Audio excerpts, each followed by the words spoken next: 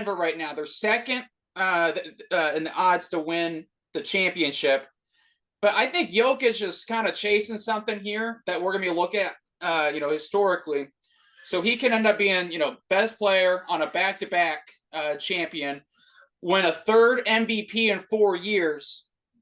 I mean, I don't want to sound hyperbolic, but I think we're starting to get into a territory where if that happens, I think he's at worst a top 20 player of all time. I'm not gonna lie, I agree.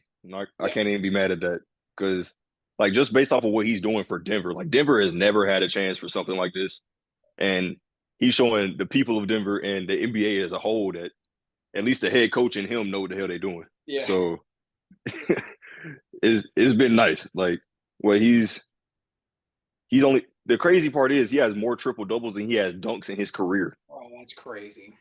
Like, and it's all converting to wins and MVP odds, and it's amazing. I've never seen it before, and well, so I wonder if this is what people thought when Shaq was in his prime. So I'm watching, Jokic kind of go at it, and I think the court's too small for him. I think that there needs to be a jumbo court, and that's where guys like him need to go play at. definitely. I mean, honestly, he could go down the court and just Pac-Man every fucking guy in front of him. Facts. But this is where I kind of see the Shaq thing. You simply just can't stop him. If he's going to score, he's going to score. I don't think that Shaq necessarily always got the credit that he deserved for his passing ability as well. Dude, Jokic always finds the open guy.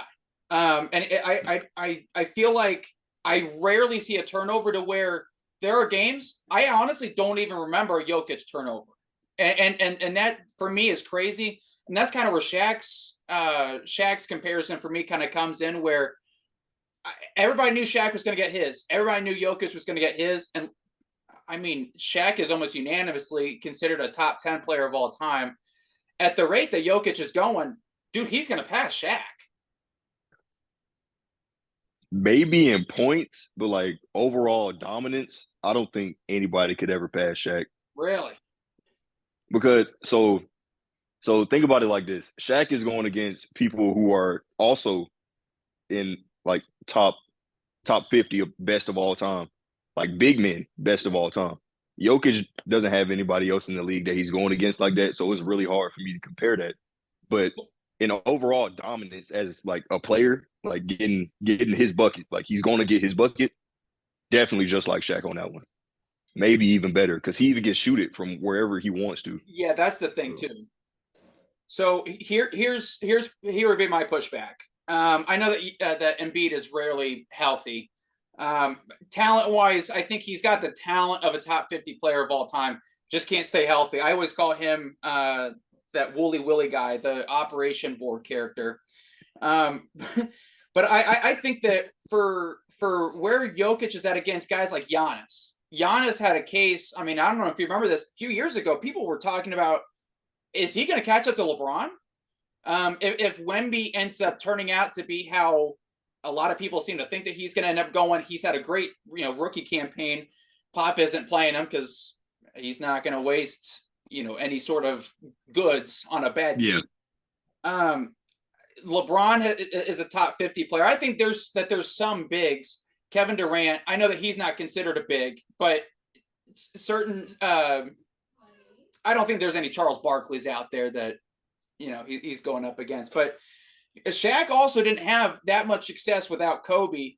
And if you look at what Jokic has, I love Jamal Murray. I am one of the bigger Jamal Murray fans out there. I like him more than Devin Booker. But Jamal Murray's never made an All-Star appearance. Wait, what? You said you like Jamal Murray more than Devin Book. Yes. E-Book. Yeah. Lil Kobe. Yeah. Lil Kobe. That bro. Continue. Go ahead. I'm not the biggest Kobe guy in general. I'll be the first one to admit that. I understand. I got to pay my respects. I think Kobe was incredibly overrated. I just, for me, I like efficient play. So without Shaq, I don't see it. So you saying that Shaq wouldn't have had a chance at that period without Kobe, but Kobe is underrated? That's insane. Well, so That's I think insane. that they worked well together. Like I think that's why they both ended up succeeding was because they worked really well together. I mean, I know Shaq won the championship there with D Wade, but I mean that was just a kind of a one-off type of year. I think everything just kind of molded together. But it was kind of weird there in Orlando, and then right after the Miami thing, it was just weird after weird after weird, taking pit Yeah. stops everywhere. Now, part of that's because his body kind of broke down on him. He's such I a mean, when you like 360 yeah. pounds, 7'1", I mean, you ain't gonna have that many years of your He's kind prime. of a force. But so while I think that Denver is very well rounded, I don't think that on paper they look like they should be better than a Boston. I think that on paper, you could certainly make an argument that Phoenix should end up being better than Denver. I think on paper you could say the Clippers would be better than Denver, but I trust Denver more. So I understand what you're saying because Denver is actually showing that they are that type of talent that can fight against that. But overall, I would much rather pick the Suns. And you know I love the Suns. You know this, but it's just so Denver, they have that one man. He get injured, what happens? But he doesn't. He doesn't miss time. But like, but it's gonna happen at some point. Like, Yeah. look at how tall he is. Look at how he's playing. He's not super athletic. We know this, and it's gonna come to a point to where all these new people that's coming in the league, these athletic freaks of nature that's coming into the league, are just gonna like just run him out of his game. And when you have teams like the Suns who have two different options, one of them extremely athletic, one of them able to use his body in a way that gets around those athletic people. I think one of them is just better in general. It's just one of just Denver is playing way better because they have somebody who knows where everybody is on the whole floor and can get it to wherever he needs to or score if he needs to. So I think that it's interesting that you would want to bring up the injuries while talking about Phoenix. Because if you look at what Phoenix struggles are, I mean, it's not just one or two of their stars. All three of them have an injury problem. I wasn't really high on the Suns coming into the season just because I didn't know how often they were all three going to end up playing, based off of the fact that they damn near had missed 50% of their games. Dating back the past 3-4 seasons.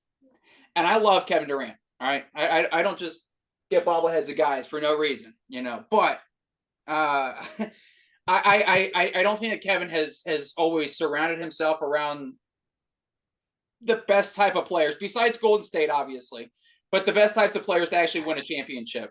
I knew you was gonna say that. I knew you was gonna say that. You have to. I mean, you join a dynasty. You did right, Kev. You did wrong by leaving. So that's the thing. Like he joined a team that was already doing amazing in the league, and they just did better.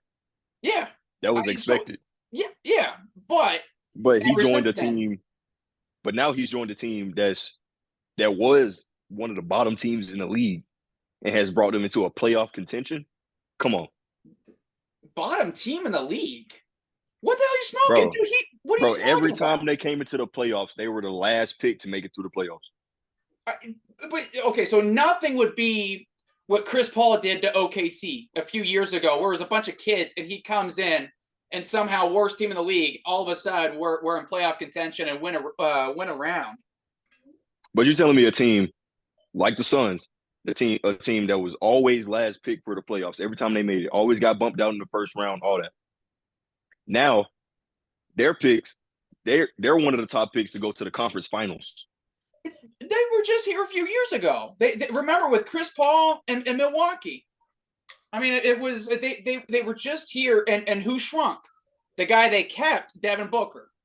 True. Now true. they haven't went on a lot of deep playoff runs. I'll agree with you on that one. But I mean, they've had Booker for what 6-7 years now. They had Chris Paul, and as soon as Kevin Durant kind of establishes himself as I assume the guy there on the team, just doesn't take it from a leadership perspective. But they shipped Chris Paul out of town because they're like, okay, we can do the two of these, and we'd like to bring in one more guy. So I mean, but last year, but ever since they brought in that guy, they've been doing a lot better. Huh?